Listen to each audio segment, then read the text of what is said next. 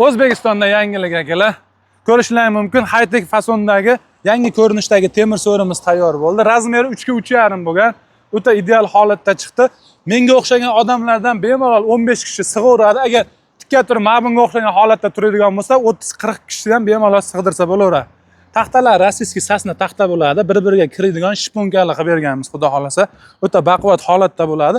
4 ta g'ildirak qo'yib, har bitta g'ildiragiga tormozlargacha qo'yib berganmiz.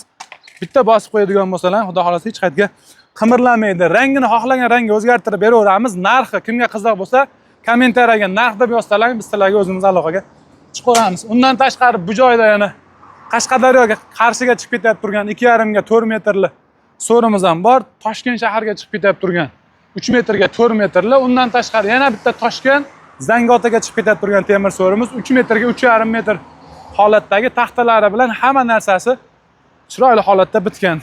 Bu joyda 2 million so'mdan boshlab 10 million so'mgacha bo'lgan temir so'rlarimiz bor. Kimga qanaqasi kerak bo'lsa, pastda raqam qoldirib qo'yapmiz. Aloqaga chiqsalar, O'zbekiston bo'ylab kelishilgan holda dastavka qilib beraveramiz.